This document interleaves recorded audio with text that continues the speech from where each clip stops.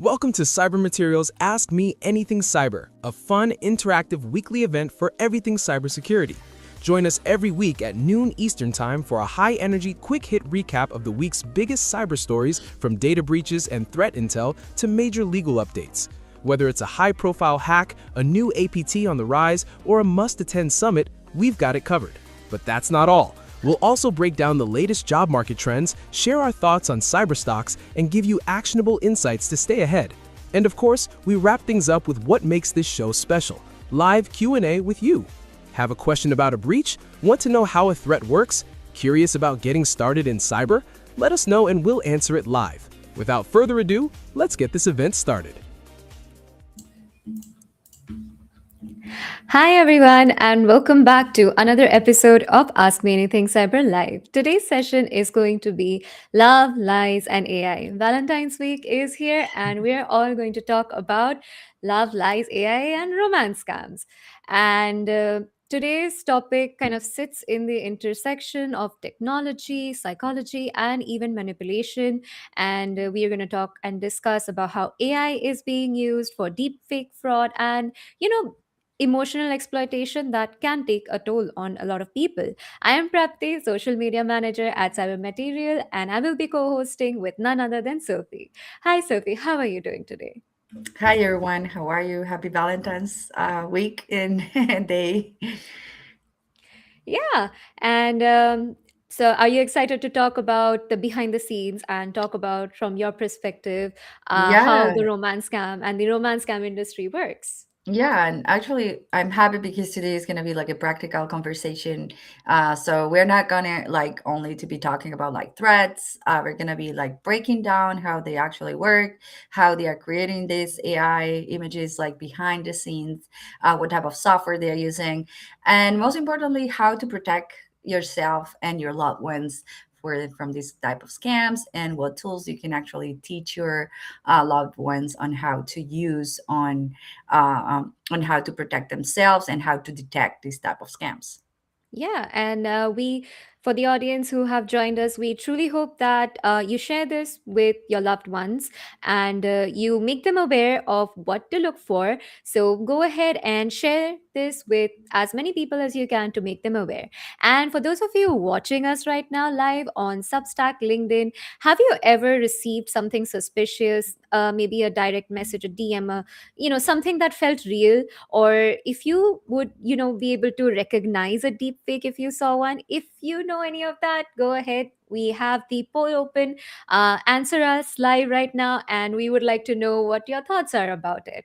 So, Sophie, based on what you see in real cases and how AI changed the way romance scams happens, like how did AI change it?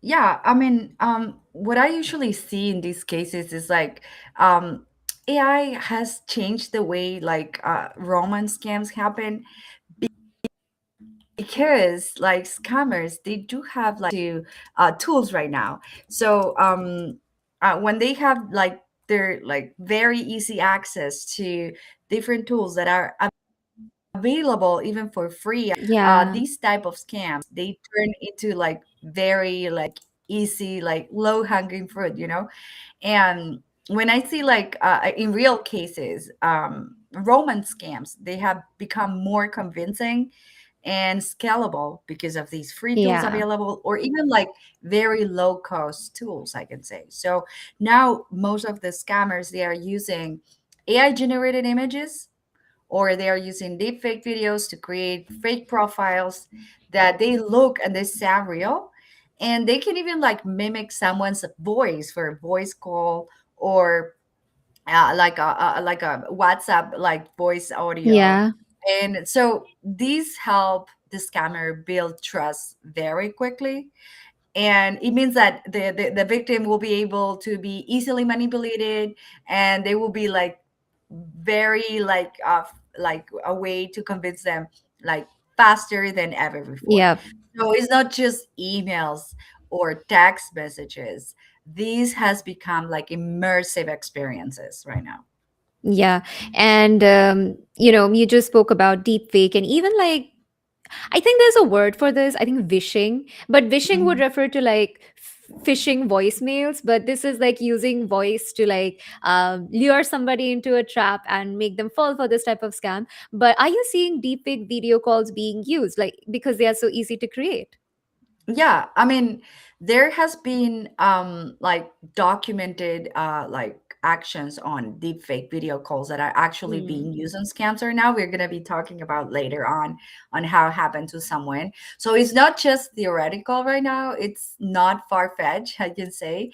Yeah. Now it's like something that is happening right now. There are people that have been fallen victims in 2025 of these type of attacks, where they are like documented financial scams where attackers, they use deepfake videos and voice cloning and video calls to Yeah. impersonate like trusted people. For example, they can use your mom's voice to trick you into wiring her some money because uploaded a video online. They cloned her voice, and they will be able to like extract that information.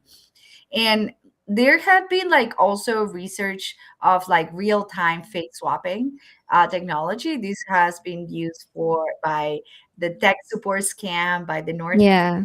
actors, where they use the face swap real time to trick employers.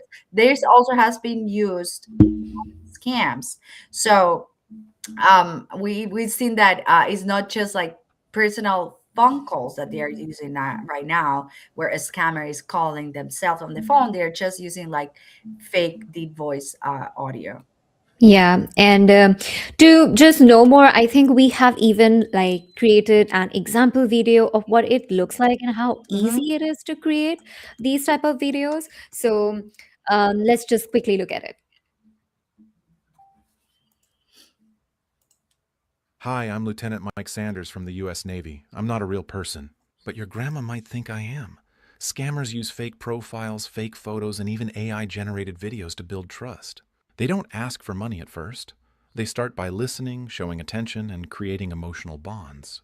Weeks later, they ask for money, claiming emergencies. Millions of people, especially seniors, lose their life savings this way. And with AI, scams are more convincing than ever. If this fooled you for a moment, imagine someone lonely falling for it. Talk to your loved ones. Real love never asks for money in secret. Awareness is protection. This video was created using AI to demonstrate how easily people can be deceived online. The person, story, and scenario shown are entirely fictional.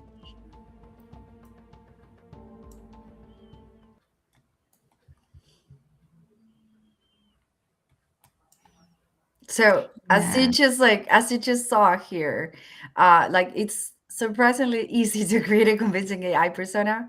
Even like it could fool someone that as someone that you trust, like for example your grandma, as it's saying the AI right here, because most of the cases we've seen was between U.S. forces deployed overseas and tricking like women, senior women in the U.S. So once the scammer like have your trust, they start escalating the interaction, they build this emotional connection, they test the boundaries, and eventually they ask for money.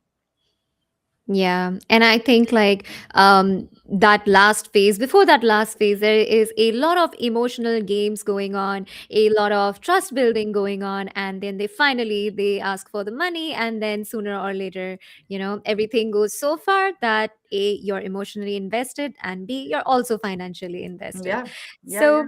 So, Sophie, so what does a typical escalation look like in these type of scams? So in real cases, when we see these type of the typical escalation, how it looks like, there's a pattern, right?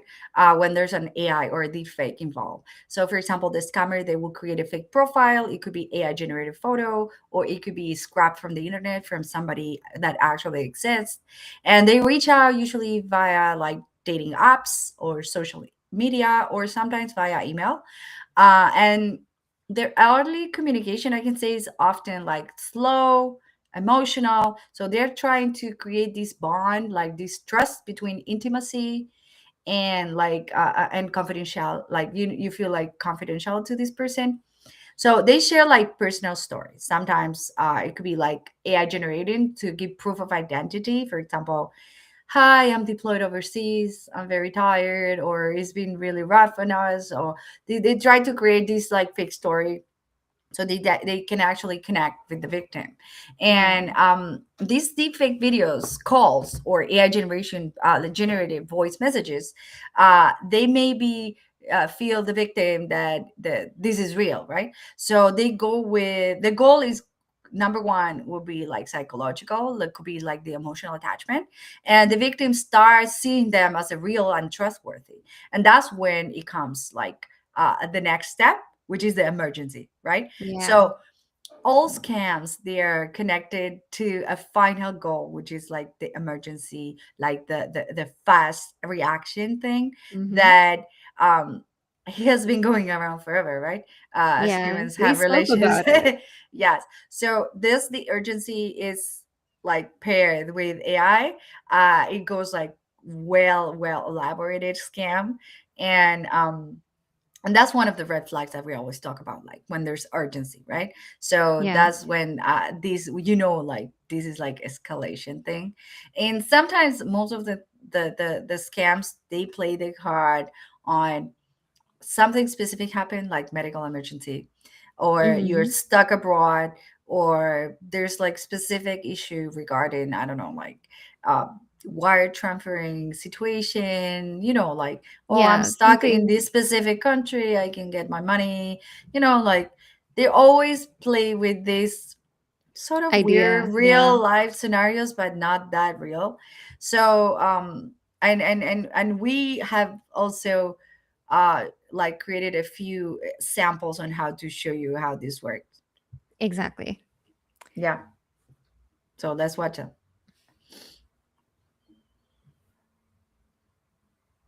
Hi, my love. I missed you so much. We have a terrible internet connection today, and it was very hard to get back to you. See you soon, babe. Hi, my love. I missed you so much. We have a terrible internet connection today, and it was very hard to get back to you. See you soon, babe. Hi, babe. So sorry to bother. Today's just been rough. I miss home a lot. They still haven't paid us because of the government shutdown, and honestly, I don't really know what to do anymore. I hate even asking this, but you're the only person I trust. If there's any way you could wire me some money today, I really hate asking. I'll pay you back as soon as I can, I swear. I love you and stay safe. Send you the details on WhatsApp. This video was created using AI to demonstrate how easily people can be deceived online. The person, story, and scenario shown are entirely fictional.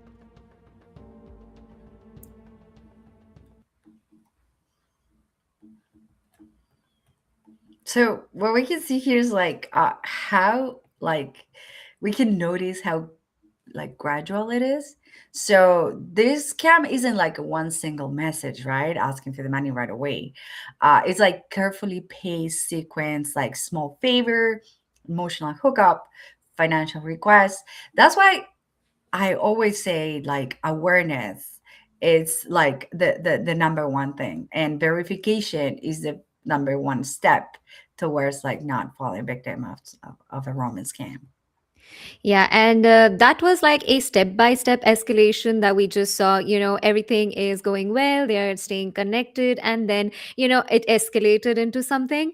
And then they are now saying that they don't like the fact that they're asking them for money, but they have to because that's the only person they trust, which is something, a kind of emotional game they play to get these, type of traps in. So, what are Every the cyber key? attack has a face, from malware and scams to the Yes. Mm. So, what are the type of key warning signs people should look for, early on before it gets to the point of financial loss? Yeah, so absolutely what I agree what you're saying is true. This is like a step by step escalation, I can say. Yeah. So the key warning signs usually appear very early, often before money is ever involved.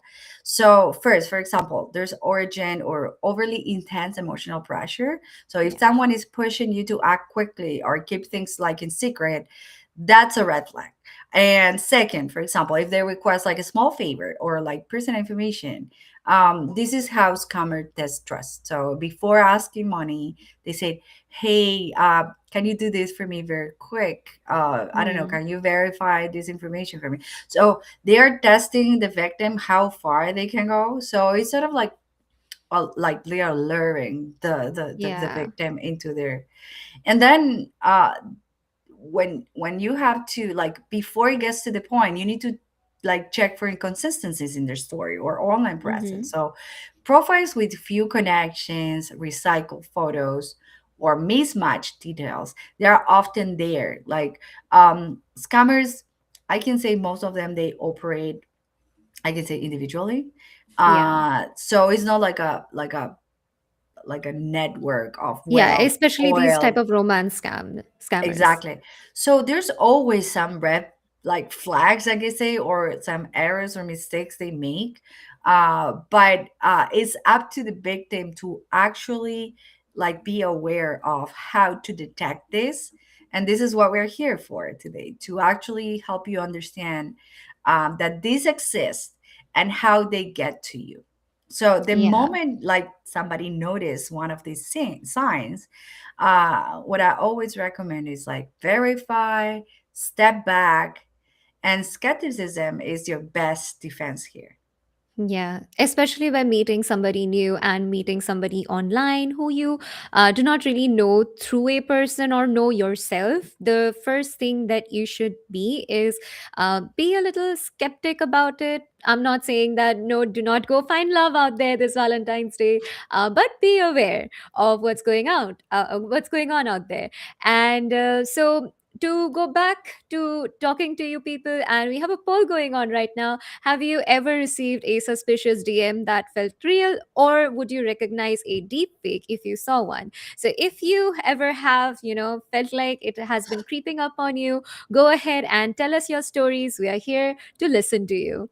And speaking about stories, we're going to talk about some real life incidents that has happened in 2025. Actually, a case that can honestly like fool a lot of people, and I hope from today's session it is a little less.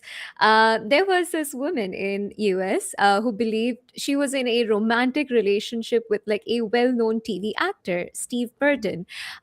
This wasn't just like text messages and flirting or just emails. She actually received videos, voice notes, and what felt like personal interactions. Over time, she spent about $80,000 and even sold her personal assets, and only found out much, much later that the person that she loved and thought about so much did not even exist. And, I saw the video clips of her talking about it. And what stuck with me the most was that she had created a bond with this person and it felt very real to her. Yeah, and this is what it's like. What make these scams like so dangerous? Because it's not just like about the money; it's about like how convincing the emotional connection feels. So we know that AI can now create voices, faces, even messages that feel personal. So even like careful, intelligent people can be fooled. So the trick isn't that the victim missed obvious like red flags; it's that the scams they get real, like step by step. So now we don't see that this sloppy like English or like a bad pronunciation. Yeah. So this gets very real. So we're seeing this like first-handed with these type of samples. So what we have here is like deepfake like video lowers skepticism because when you see a person's face and hear the person's voice, it makes it feel real. So our brains are wired to trust what we see and hear. So even if something seems like logical, the visual and auditory cues can override this caution, right?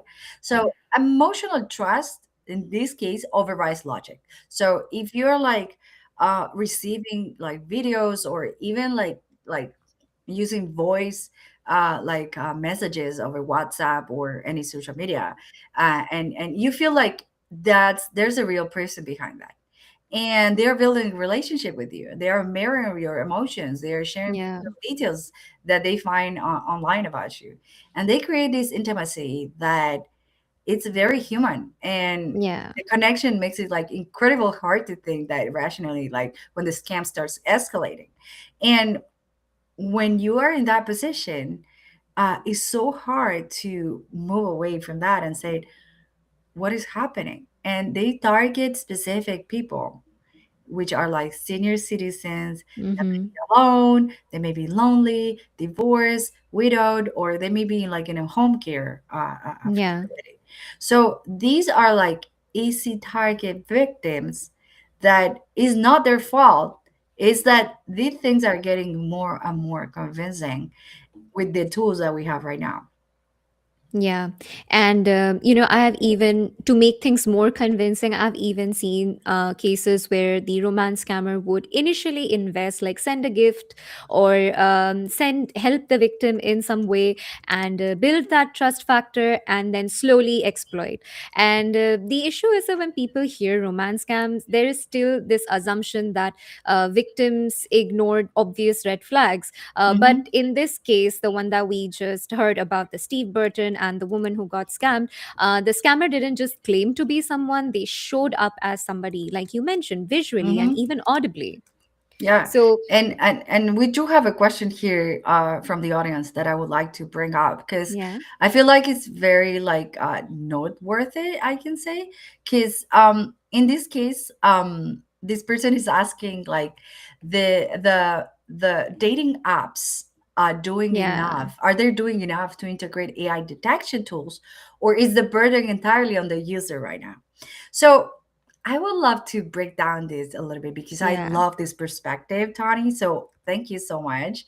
Like it's almost like driving a car too, the manufacturers they will put all the protections, but at the end of the day it's always the driver that is responsible for is what is happening. The Mm-hmm. same is with the dating apps. So when you're getting your driver license, you go through a 5-hour course, you go through the exam, the test, and everything, so you are prepared on how to operate this machine. We don't have that for dating apps or social Mm-hmm. media. So users are like there's no education for them on how to interact with this. So somehow the burden is on these like dating apps or social media apps on how to protect the users, but also on the other hand is also on the user hand. Now I can say there are several dating apps that are trying to fight fake AI generated profiles, but right now the users still shoulder a lot of burden because like Tinder or Hinge or OkCupid,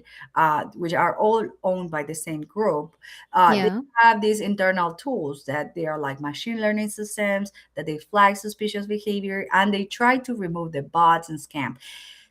Though there's having a lot of lawmakers that they've been pressing Match Group to explain how effective they implement this AI fake generated tools to detect them. But for example, on the other hand, you have Bumble. They have taken a more public stance in building like AI features. They call it deception detector. So they Yeah. actually have an inbuilt tool that automatically like catches and blocks spam or fake profiles, and it's now like I can say it's now letting users um, report profiles suspected of using AI generated photos or videos. And Badu, which is part of the same family as Bumble, they are using the same technology to fight the threat actors. So while we wait for Praptik to come back, I think she's back here. You're back, right? Yes. Yeah. Yes. I don't know what is happening today with the internet I don't connection. know. Are we having Um, the same issue as these soldier overseas? I don't know. Right? And will the viewers know what this is? We We are don't not know. deepfakes. We swear. Yes, So this is real. yeah, and but that said, none of these systems are perfect. Detection tools can miss some bad actors, and sometimes legit users they get flagged by AI, which happens a lot. So there's still like a real burden on the users to stay vigilant, to verify identities, and to report suspicious accounts. And as we know, technology is always evolving, so we may expect in the future new tools that will be combating these type of AI threats. But I love Yes. your question, Tani. I hope we answered that for you. Yeah, that was actually a very fresh perspective, especially to talk about dating apps and if they are doing enough or not. And also, I would like to mention one more thing that if you find something, let's say you're scrolling through a dating app and you find a profile that seems suspicious, you can always report it, I think, on these apps. So make sure that you report it so that other people don't fall for it. And it has, it is sooner or later taken into notice and the profile is taken down. So do your best. And like Sophie mentioned, there is actually no practice test for this. You're out there and you have to do this by yourself with all of the security regulations. Hopefully, things will be getting better for everybody. Now, another thing, we're going to talk about the UK musician's face and voice that was being used in a romance scam. And this happened in 2026. And this gives another, like, it's like flip around of the first story. Because in this story, the musician discovered that her face and her voice was being used by scammers out there, bunch of scammers, not just one, without her knowledge, to manipulate other people. And she wasn't the victim of the scam financially, but her identity became the face of the scam. And it kind of aims towards reputational damage. And it shows that anybody can become a part of it even without participating. And you just need to have like content or a presence online, and it can be misused. Yeah, yeah, and what I agree with that is like in this case, it's worth noting that this story is not coming from the financial victim, like the victim that lost financially, Yeah. but it's coming actually from the person who was actually impersonated. So this is coming from the musician whose likeness was being used for a romance scam. So even though she didn't lose the money, her identity became the tool of the scam, and that makes her a victim too. So in this case, it was not an AI generated image or Yeah. likeness or profile. It was actually her image that was used in a deep fake video to lure victims into giving money to the scammers. So Yeah. this is a different level. So we will have shown before was an AI generated image that was turned into an AI generated video Yeah. of someone, a fake persona. So we didn't use any real image of anybody. However, the two previous cases, they use real pictures of real Mm-hmm. people. And what Yeah. happens here is like the first case that we had, it was for Steve Burton, which was like, General Hospital actor, very famous. So they use his likeness to fool a victim to give away $80,000 or more. Now, the second case, this is a famous Musician, UK yeah, musician. musician, yes. And she said that they've been using her likeness to create AI videos about her to get people like into tricking them into giving money. There were not actual victims, financial victims involved. There were this victim that it was her Yeah. that her likeness was used. So this is like two different cases with the same end to trick victims into giving away money. Now, what is the scary part about this? Is that like scammers, they can scrape public videos, they can clone video Yeah. voices in just a few seconds, and they can learn everything from you from social media. So that means that anyone's identity out there, it's a risk. Even us Yeah. right now, we are just like creating this YouTube video, live streaming video, and people are looking at us. They can clone our voice, they can clone our faces, and they can trick anybody saying, "Hey, we got property," or "I just Yeah. yeah, she's DMing me right now." That's so cool, right? Well, Yeah. it's not us. It's somebody that is using our likeness to trick them. Yep. Yes. Don't get any So ideas. just be assured that I will never ask for money, guys, for to anybody. So Yeah. if at some point in my life somebody's asking money with my face, it's not me. There are like certain telltales as well that we will discuss later, if you can spot that if it's AI or deepfake. But as I mentioned earlier, we do have an ongoing poll if you would be able to recognize a deepfake from a real one. So go ahead and leave your answers, and we are very eager to hear your stories. And also, one more thing about this entire UK musician incident is that Mhm. it made it more believable because A, this person is real, and B, everybody would like, if somebody, a musician texted me, I would be like, wow, a musician is texted me, this is so amazing. And I think that happiness will like somehow take control, and people will not see the the issue behind it, the holes in the story behind it. So that's another problem in this type of thing. And in both the cases that we saw, the first, the AI is used to create a believable Yeah. person, and the second, the AI being used to hijack a real one. And emotional damage or even reputational damage preceded the financial loss. And that's actually really alarming. Yeah. Yeah. And it's like these are like rare cases. So the numbers of incidents, they are rising, and mostly they go underreported, as you mentioned before. So the shame often keeps the victim from seeking help. And by the time the scam is discovered, the emotional, reputational harm is done. And law enforcement can rarely do anything because, Yeah. victims, they don't always like want to report it, they feel ashamed. So it's usually like a loved one that reports these type of scams when they find out. And it's very hard to make them understand that they were being fooled, because nobody wants to actually like face that reality, right? So these are so sensitive and they're so common, and that's why they keep happening. And in my experience, the way to fight this is early awareness and verification, which is more important than ever. Yeah. And I think it is about time that we accept that scams are getting more and more sophisticated, and verification is the must have primary step. So the question becomes, how do regular people protect themselves? Let's say someone sends a picture of themselves. What do we do after that? So the first step I can say is, if you receive a DM, is like, don't get too excited. Just verify. Even like a single photo can tell you a lot if you check it carefully. So simple tools can help you reveal where this picture has been taken, or if this picture has been recycled.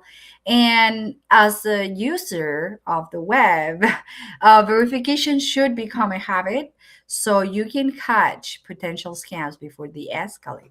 So if you receive this unsolicited message from someone who looks very charming or interesting, the first tool is always to be skeptical. So teach your loved ones to be very skeptical in how to reply to these people, how to interact with them, because nobody out of the blue will reach out to you just to hang out with you. You know what I mean? Yeah. So, and I always say this: wow, like people may say like, wow, I'm in luck, like especially like around times like some Valentine's Day.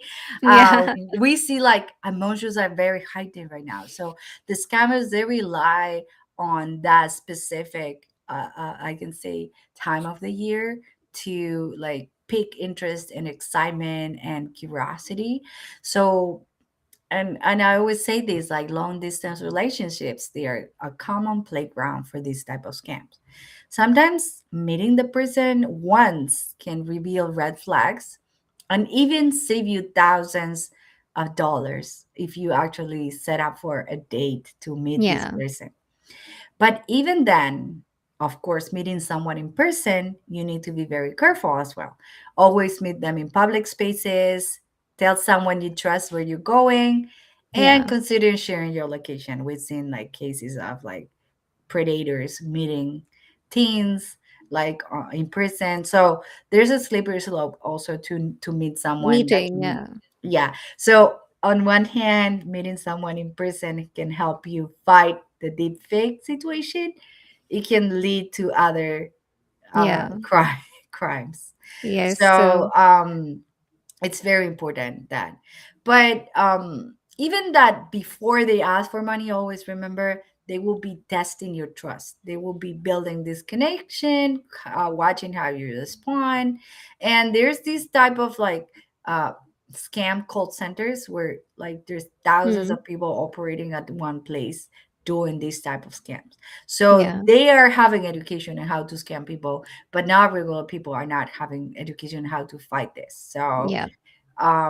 that is something that we need to consider for our population on how to educate them and how to detect these type of scams. And that's why we're here today. So we're going to be showing you on how to like detect these scams and small tools that can help you Yeah. save a bad day. Yeah, and these tools, I'm pretty sure that we can actually just, it's a quick Google search away. So if you're somebody who has, you know, a computer, a mobile, you can just quickly look up everything over here that Sophie mentions and do a step by step and figure out if at least get to some conclusion if the person is real or not. So what we did is that we took a screenshot of the picture of of um, of the scam that we talked about before, the lady that was Yeah, scammed by Steve. Steve. And Yeah. yeah, and we took a picture of him and we uploaded to image reverse search from Google, which is very easy. You just go to google.com, and when you get the search bar, you will have the option to upload a picture. You can see here on the screen, there's a camera icon, and it's very straightforward. You just click there, you upload a picture. We took a picture of the actual deepfake video scam. And when we click, we found the actual footage of the podcast of Steve Burton that he posted on his social media. So we can find that he was a celebrity because the victim didn't know he was actual a celebrity. It was not that she was thinking that Steve Burton was actually texting her. The scammers were using his likeness because he was all over the place on the internet, so they were able to use it. So just a small like Google search was able to find a picture of the guy that they were actually using his picture. Yeah. So that was like pretty quick. And of course, you need someone to actually help you um, on um, on how to understand how this technology works, because it's not that easy to actually understand. But it's just you upload a picture and you will find some data, and maybe you will need like someone that can help you understand and how to like Yeah. read these data. So we are showing you here the results are right away, and you can see the actual footage. Yeah. And sometimes I think it would also help that whenever you're putting in the image, you can also type, like, Sophie has over here, is this person real?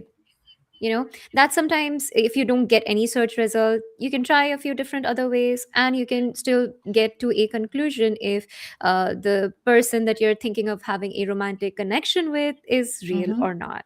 Yeah, So, and sometimes like you can accompany that reversed image with a word. For example, is this a real person or is this AI? So when you put Mhm. the image, you can actually put more content so it can help you contextualize that specific image.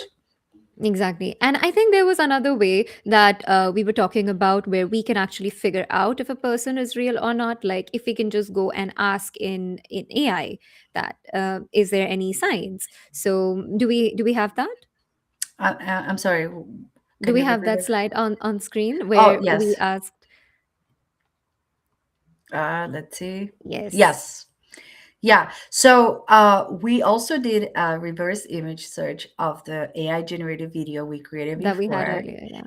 and it's recognized it as an AI generated image. And here's why: because we use Nano Banana to create the image of the soldier. And what we did is like we gave a prompt to Nano Banana and said, create an image of a U.S. Navy soldier. He's a lieutenant. His name is Mike Sanders, and he looks like in the mid 40s, 50s, and it looks like he was deployed abroad, right overseas. Now we got that image, and from that, and said, okay, create around 10 more image of this U.S. soldier in different setups, different perspectives. We can say like a different profile, smiling, crying, different facial gestures. And from there, we generated the AI video with all these avatars. But using a reverse image search with Gemini, I was able to detect why this was an AI generated picture. And we can see Mm-hmm. here, it says, it looks an AI generated video because of a high quality digital render. Though it is accurate U.S. military uniform as a Mm-hmm. reference, although he's wearing a U.S. Navy as a service member, like which is a khaki uniform. However, the insignia used, such as the U.S. color pins that is wearing here, Yeah. they belong to the aviator wings of the U.S. Air Force or U.S. Army. So the sloppiness of the AI, which scammers may not be aware of that small detail. Yeah. Another AI was able to detect that there was an issue with the image. Mm-hmm. So if it was a real US soldier, it wouldn't have the wrong color pins, right? But Yes. in this case, he was having the US Air Force color pins. So it looked like the AI generated a US soldier. It took the concept of US soldier and forgot about the Navy part or the Army part or the Mm-hmm. US Air Force part and sort of put it together. So we do have a question on LinkedIn. It says, what is the likelihood of using AI to detect AI generated content? We do have proof here that an AI, which is in this case Gemini, was able to detect another AI image generated by Nano Banana, and it was able to tell us what were the breaking points on how they detected this image. So I'm not sure if we're ready, uh, to detect videos yet with AI, because still, like, there are some characteristics that AIs are not ready to process, maybe computing power or whatever, like data Yeah. or information. But images, as far as I can tell, and a real life example that we have right here on screen, is that yes, an AI will be able to detect it was an AI generated image. Now, Yeah. AIs are getting better.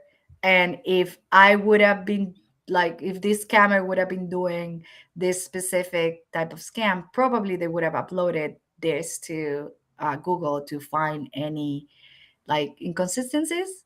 Mm-hmm. And maybe they would have been able to solve it to avoid, Getting caught. like the Yeah. Good. mismatch of US uniforms, US soldiers uniforms. So it depends on how far the scammer is willing to go, right? So Yeah. if it's just like a whole elaborate scheme and they go through every detail, I'm not sure how far AI will be able to detect any issues. But there's always sloppiness on AI that sometimes human eye may be able to overlook and another AI Exactly. may be able to catch, just as in this Yeah. case. Thank you so much, Dr. Avi Chaudhary, for leaving the question. It's really great seeing you here on our LinkedIn chat. To our other viewers watching, go ahead and leave your questions. We will answer them right away. Sophie, you deal with these things every day, and you also do a lot of research work. Can you share with us what percentage of romance scam reuse stolen photos? Yeah, I mean, there's no specific number I can say because, like, it's very hard to pin down how many scams are going out there because people are not reporting enough. However, it's there's been some research about like 70 to 80% of romance scams they reuse stolen or recycled photos because the scammers they don't want to risk to create a new identity from scratch, because when you have like stories out there for free on social media, like people posting, they don't need to come up with a story, they don't need to come up with like a Mm-hmm. life situation, daily life activities. They just mimic what happened to another person and they just go for it. And so it's hard to actually say like they create 100% fake persona. So they may use the likeness of a real person to come up with the scams, and they use the real stories of this person. However, as we've seen with the other cases that we talked before, they use their likeness to create a new story or to ask for money or to create deep fake voices or AI Mm-hmm. generated voice from these humans, real humans. Yeah. And have you seen any cases where, just a quick basic reverse image search could have prevented it from escalating further? Yeah, we just did it here live. We done it. We did an image like a very basic reverse image search, and it's very, I can say it's effective at catching this early because in many cases if you're using the real likeness of a persona, it will pop up all the social media content of the other person. So if you're talking to, I don't know, Carol, and when you Google or you do a reverse image search of this Yeah. person and the name is Kelly, you are like, there's something weird here happening. Mm-hmm. So there is a lot of like percentage where people can like, Just de uh, escalate yeah, situations by the quick yeah. Google image search. And But this, they need to know that these tools exist. So we're here to tell them exactly. that they do. And that's actually a great thing because go ahead and share this with people in your family, especially the seniors in your family, because we know for a fact that they might not be that tech savvy. So it's easier for you to tell them and make them aware about these things so that, you can actually help them in such cases. We have a question coming in on LinkedIn, and I really like all of the places we are going. Is it ethical to design AI that encourages emotional attachment? That's a really like a really important question, and it comes down to what do you do for a living. I mean, if you're a scammer, he wouldn't like really care about like ethical, like crossing the line. But in my personal opinion, it cross an ethical line very quickly because designing AI to like deliberately encourage emotional attachment, especially when users don't fully understand how this machine works, it creates this power imbalance that we know. So Mm-hmm. people they project trust, like they project this intimacy into something that it doesn't have any human accountability. So they're like ethical use cases like companionship tools for mental health support or accessibility or translators. But the key difference is consent and transparency. So when you are knowing that it's AI and you understand the limits and you have control, that's a very different thing from AI designs to manipulate emotions for profit or influence or fraud. So it becomes unethical when it crosses this barrier of like emotional attachment Mm-hmm. without the consent of the and it steers the behavior of the victim to spend money, to share personal information, and to replace this human relationship without the safeguards. So that's exactly where when we need the regulators here and ethicists, I can say, to push these boundaries between creating AI generated content for mental health with the consent of the patient or creating AI generated content to create emotional attachment Yeah. for fraud or financial motivation. So the question isn't just like, can we building? It's Mhm. like, should we? And what are the rules for this? So Yeah. I send the question back to you, like, what are the rules to build this? Should we build this type of AI models, like that may cross the AI ethical Yeah. line for us? And this seems like a very sci-fi question. So actually, there are a couple of movies that you can also watch that asks Yes. and projects the same question, Yes.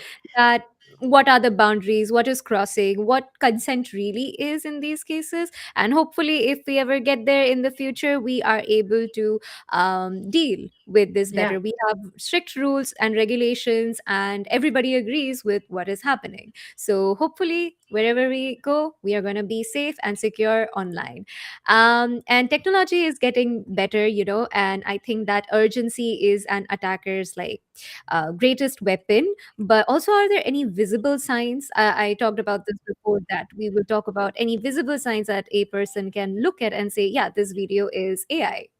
Yeah, I mean, there are a few things that can tip you off.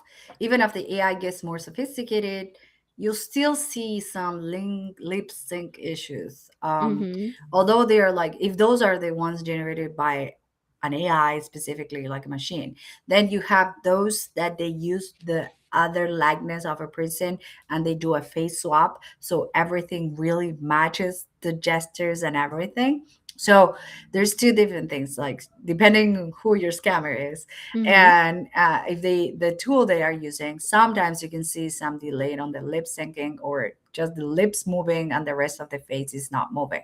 Yeah. But there's also some audio anomalies. The voice may be a little bit flat or monotony or slightly robotic, I can say. Mm-hmm. And also background inconsistencies, like maybe an object is fell out of place, or like you have something in the background that sort of overlaps with the shoulder.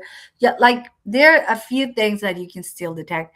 However, don't rely on those. AI is getting so much better, and Mm-hmm. it's really hard to actually give you like tip off as I was able to give it to you 2 years ago, because I've seen deepfakes like crazy, crazy. Like there's no way Mm-hmm. you can actually know it's not a real person. And even though you are like watching frame by frame, you still don't find any mistake.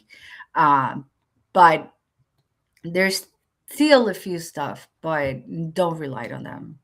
Yeah, and I actually saw like a video, and it was like a background had cyber trivia written, and the video was AI generated. So she was standing in front of the word E of cyber, and when she moved her head in the video, you can see it changed into cyber. So Hmm. that's like something that you can do to spot these things. But as Sophie mentioned, and I think within the next 2 to 3 years, what are your thoughts, Sophie? What scares you the most from a responder view? Is it the fact that it is so advanced and is going to get more advanced, that Yeah. spotting these tiny details are going to get difficult?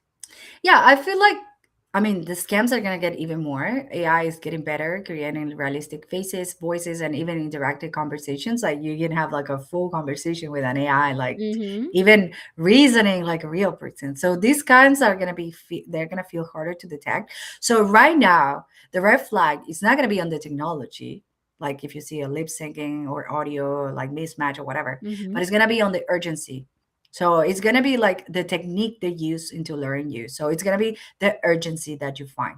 So we may be able to use AI to interact in our daily lives. We may have an Optimus robot at home. We can talk to him and everything fine. But when you see this AI is turning into the urgency part of things, that's the red flag. Not Mm-hmm. the technology itself, but the technique they're going to be using.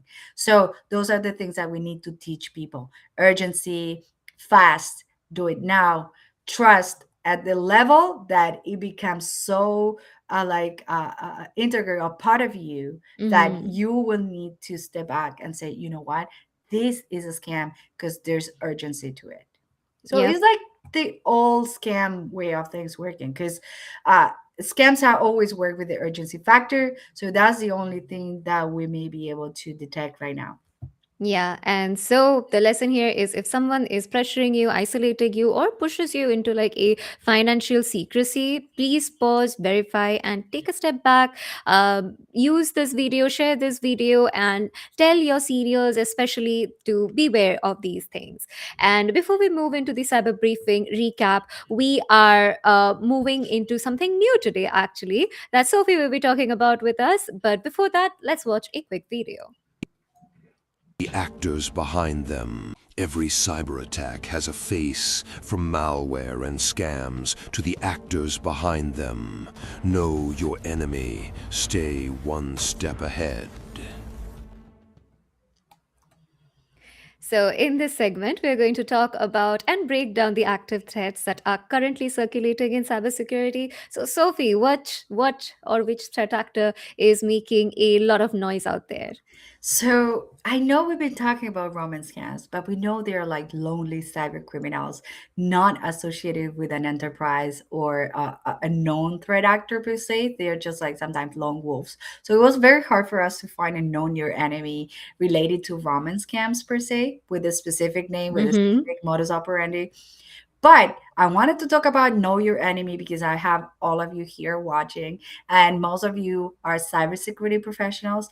And this is an enterprise, a threat actor called Shiny Hunters.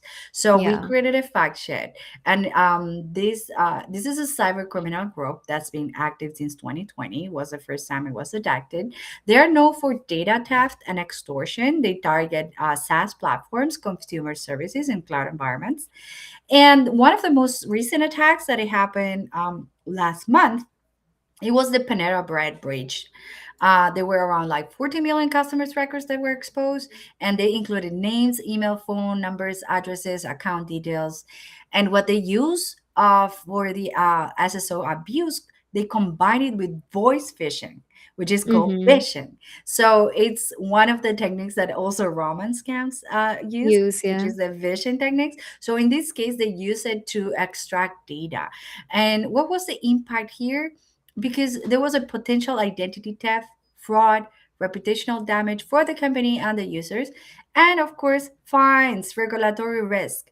Their motivation was clear, it was financial gain and data exposure. And they operate globally. They target countries like the US, Indonesia, India, Australia, the UK, across Europe. And they touch any type of sector: technology, e commerce, education, media, telecommunication. And they implement very, very straightforward tactics. They use social engineering and phishing to steal MFA credentials. They use Mm-hmm. SSO exploitation to get access to multiple SaaS platforms. They use cloud and SaaS data theft, moving laterally to steal valuable data. Data extortion, threatening to publish stolen data unless a ransom is paid. Mm-hmm. And they have shifted from simple dumping stolen data publicly to directly extortion.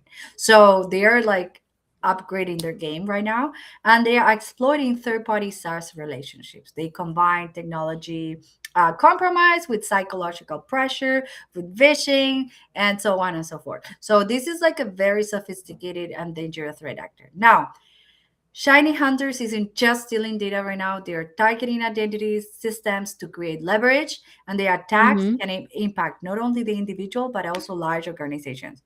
So, knowing their methods is critical to defending against them. Yep. And also, the fact that they also use vishing and social engineering techniques, which can be used in romance scam as well, it is pretty clear that, how easy it is to So, manipulate people with anybody that AI. wants to grab a copy of this fact sheet, it's going to be posted on our Substack today, later today. So, stay tuned. Yep. And also, hang tight because we are going to be back with the cyber briefing recap where we break down the headlines of the week. But before that, we need to know what the cyber briefing Stay truly ahead of the is. cyber curve with real-time alerts, incident reports, and the latest cybersecurity news, all in one streamlined, easy-to-read newsletter. Join more than 20,000 subscribers who rely on cyber briefing, available on LinkedIn, Medium, and now on Substack. Don't wait to protect your digital world. Subscribe today and stay informed with Cyber Briefing by Cyber Material.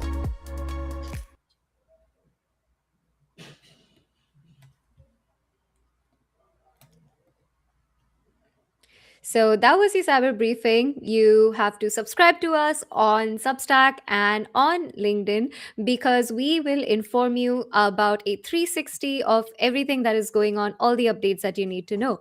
And Sophie today here is going to break down with me the headlines of the week. So the fake 7 zip site spreads malicious installer. So this is something that we've been talking about a lot previously. Was with Windwire a Yeah. couple of weeks ago. So now they have impersonated the 7-zip, which is a software that you use to zip files to compress for compression, right? For file compression. So what they've done is that they impersonated the website. So they went to a lookalike domain, 7zip.com, instead of using the 7-zip.org, which is the original website. And they modified the installer that is secretly installs the malware in the background, and it doesn't like shout out like danger right away. In fact, it also installs 7-zip normally, so users won't be able to notice that Exactly. they have installed a backdoor. But now here's the kicker: once installed, the hidden malicious code turns that person computer into what is called a residential proxy node. So that means that the attacker can route others people internet traffic through the victim's home PC. So before, criminals, they were paying to access residential IP addresses. Now they don't need to. They bypass and they evade detection online just by this like software. So they do it for free. And Yeah. this campaign came to light after someone followed a YouTube PC building tutorial that pointed them into the fake profile. I'm Oh sorry, no. the fake site instead of the real one. And that's where they found out that most of these users are funneling like users to go to malicious domains to download legitimate software Hmm. with backdoors. So now if you have fallen victim of this, just uninstall a zip file and do a fresh restart of your computer. This mostly affected Windows users. So if you were using a Mac, it was not done for Mac users. Yeah, Okay. I don't know. And It hasn't been no cases about that. yet, so no one knows. And also a quick caution before getting anything from YouTube, and you are watching a video and you download something, be careful of what you're downloading, be careful of where the person is leading you to. You should always just look for it by yourself before clicking on the link. Now for the second incident that happened, BridgePay confirmed a ransomware attack this week. So, BridgePay, if you don't know exactly what it is about, it's a network solution. It's a U.S. payment gateway provider Mm-hmm. that thousands of business, cities, utilities, and other systems rely to process credit card and debit card transactions. And has fallen victim of a ransomware attack that it knocked the systems online. So there wasn't just like a small outage. It turned out to be a nationwide disruption that prevented merchants and public sector's customers from accepting electronic payments, and many had to revert like to cash only transaction until they were able to restore the service. This is acts exactly like Square payments, and it's like the alternative option for that. And the incident actually started last Friday when key parts of BridgePay infrastructure they went down. Within hours of that weekend, BridgePay confirmed that the outage was caused by a ransomware attack, and Mm-hmm. it forced them to take offline all their system. So federal authorities are like the FBI and the U.S. Secret Service forensic team. They have been brought in to assist with the investigation and recovery, and they haven't made public who was the ransomware group associated with the attack. So there's not much information, and it looks like initial forensic findings suggest that payment card data was not compromised. So Mm-hmm. although this is a very recent ransomware attack, the threat actors they were able to access encrypted files. So we don't know the extent of what type of evidence was stolen. Mm-hmm. Yeah, and for the last news, it is something about the Gamers Haven platform Discord. Discord backlash over 8 checks, and Yeah. I've heard a lot about this. So, what are your thoughts on this, Sophie? Yeah, this is really close to our hearts, right? The gamers. So Yeah. we know, like, for those who don't know, Discord is a very popular messaging community platform, mostly used by gamers. And they just announced last week they are rolling out a global age verification system that will require some users to verify their age before using certain services from their platform, like for example, Mm-hmm. like internal chats or specific bots designed for the platform. Now, in practical terms, what it means is like all the accounts on Discord, they will default to teen appropriate experience if they are not verified, and users may be restricted from age restricted servers. So if you have a server on Discord that you put is 18 plus or 21 plus, and anyone that is not verified on Discord, they won't be able to access those services. Mm-hmm. Now, this age verification may involve like either like AI-based age estimation, for example, video selfies of yourself, or uploading your government ID. Although Yeah. Discord says that most adults won't need this manual check because its AI model will be able to get their age from their interactions and their face. Mm-hmm. However, there may be some cases that you still have to verify that because you may not upload your picture to Discord, or even like you may not even interact that much. Now, the rollout is set to begin on March 2026. Discord says that this change is aimed at keeping younger users safe, but at Yeah. the same time, there has been a lot of like backlash, I can say, because Yeah. people are concerned about privacy and personal data risk. We know many Discord users feel like providing biometric data like face scans or government ID will expose them to identity theft or misuse. Especially, we know that Discord has been like a victim of data breaches, recent data breaches by a third party vendor that were actually Yeah. Discord.io. yes, they were actually providing age verification. So it's a little bit like people are still a little bit skeptical. However, they say that the face scans are not going to be like stored anywhere. They say that the government ID will be once uploaded and age is confirmed, it's going to be deleted. But Uh-huh. again, we need to rely on what they say. So if there's going to be a breach, we don't know exactly like what is going to happen. And they say that they are not using that vendor anymore, that they suffered the data breach. Yeah. No, anybody is exposed to anything on the internet. So it's a little bit hard to uh, to trust them. Yes. I know like longtime members like myself also they have threatened to leave the platform, or actually like finding alternatives to Discord right now Yep. because of this. So I feel you guys. I'm on your side here because we haven't had a lot of like assurance from those companies that our identities are not going to be like. And we've seen many cases like this where IDs have been leaked, personal information have been leaked after we trust them with that detail. And for those of you watching us, these headlines, we just picked the three, and there are many more. All you have to do is subscribe to our cyber briefing to get the rundown of everything that is happening in cybersecurity. You can scan the QR code to join the cyber briefing newsletter on LinkedIn or on Substack, and you'll get the stories, insights, and updates straight to your inbox. And before we do the final ending, a quick wrap up about the Echo Party. The call to action is here, and all you need to do is submit your papers. The deadlines are coming up soon. And also to announce, pursuing a degree in cybersecurity on 19th of February is our next Ask Me Anything Cyber event, and we are very happy to be hosting it. So do join us and make sure you show up and leave your questions as usual. See you on 19th Feb. Bye. Happy Valentine's Day, everybody. Bye. Thank you for watching. Stay tuned for our next Ask Me Anything Cyber, a fun, interactive weekly event for everything cybersecurity. Join us every week at noon Eastern Time for another high-energy recap of the week's biggest cyber stories, from data breaches and threat intel to major legal updates. Whether it's a high-profile hack, a new APT on the rise, or a must-attend summit, we've got it covered. But that's not all. We'll also break down the latest job market trends, share our thoughts on cyber stocks, and give you actionable insights to stay ahead. And of course, we wrap things up with what makes this show special, live Q&A with you. Have a question about a breach? Want to know how a threat works? Curious about getting started in cyber? Let us know and we'll answer it live. See you next week.